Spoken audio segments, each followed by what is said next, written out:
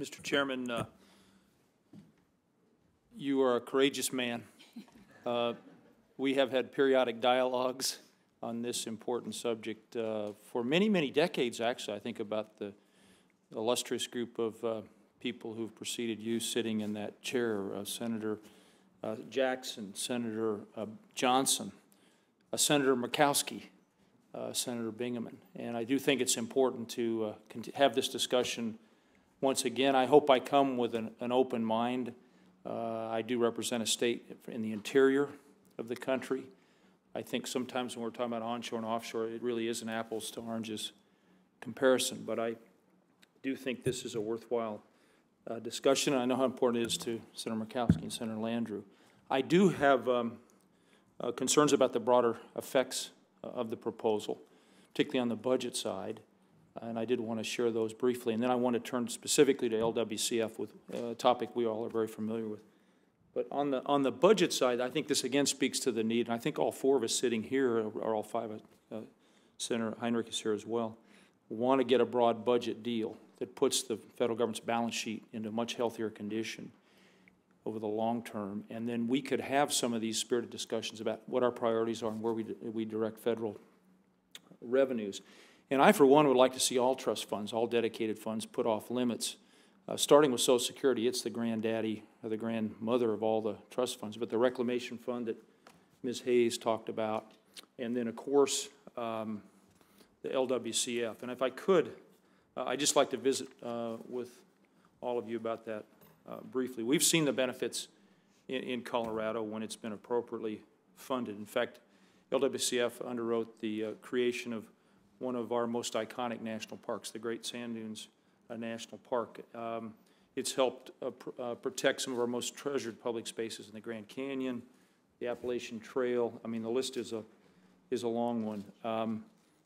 I would be remiss if I didn't mention the Great Sand Dunes National Park in particular is in Ken Salazar's homeland. And we created a national park, but we also protected the water supplies that are so important to the ag interests in the unique San Luis Valley.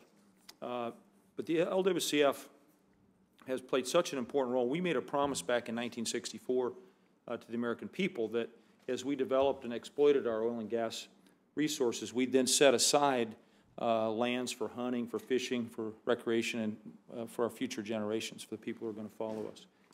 And we haven't kept that promise. And have to tell you, I'm frustrated that we're talking today about creating some new demands, as legitimate and as important as they are, when we still haven't fully funded LWCF. We've talked about Go Mesa. It did make a minor contribution to LWCF. One that I should note, the FAIR Act, I think Ms. Hayes cuts in half. I think that was a part of what your concern. That's right. But Go Mesa was just dealing with the state portion of LWCF, and the federal portion is equally important. They're crucial elements if we're going to keep faith with the decision that was made in 1964. So this really shouldn't be a choice between LWCF and anything else. Revenue sharing should be assessed on its own merits.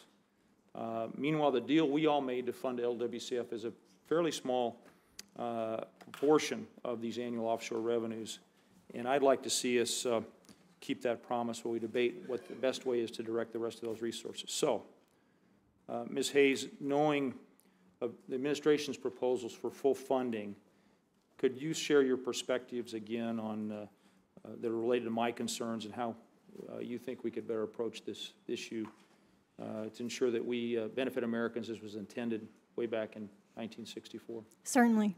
The President's budget proposes full funding, full mandatory funding for Land and Water Conservation Fund beginning in 2015. The 2014 budget begins to phase that in. The Land and Water Conservation Fund has only been, is the discretionary funds that are deposited in the Treasury that sit there and accrue. I think there are $13 billion now unappropriated. Full funds have only been appropriated 1 year. And so the funds continue to accrue, and as you point out, we're not fulfilling the commitment of the Land and Water Conservation Fund, which was intended to have conservation outcomes funded from the extraction of oil and gas and use of other resources. So that's on the discretionary side. In the GOMESA authorization, the way it works now is ultimately there would be $125 million annually directed to the state grants portion of LWCF when sufficient revenues kick in from the full slate of leases. Under the concerns we have under the FAIR Act is that ultimately when the cap is lifted from the GOMESA program, we could be looking at up to $2 billion for land and water for those stateside programs. The FAIR Act would reduce that funding for the Land and Water Conservation Fund to $62.5 million a year. So just a straight comparison is $125 million to $62.5 million. Thank you for that clarification. Mr. Chairman, if I might, I know my time's expired. No, go right ahead. But I wanted to make one additional point. And I want to share that with everyone that I appreciate that the bill includes a provision on revenue sharing for onshore development of renewable energy on federal lands. There is a proposal, similar proposal, that's laid out in what is a freestanding bill. It's a bipartisan Public Lands Renewable Energy Development Act. It's Senate Bill 279. So that concept is well established and one that I think we should pursue. I just want to put that on the record. Boy, maybe the group of us ought to sit down and we fully fund the FAIR Act and then we fully fund the backlog of LWCF, all $13 billion.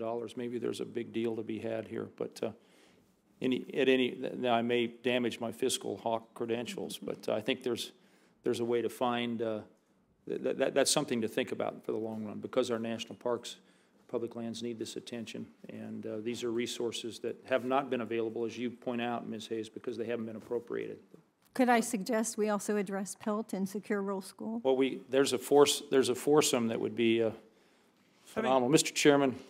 Having voted for the Udall balanced budget approach, I'll reaffirm your fiscal hawk credentials. Thank you. Thank you.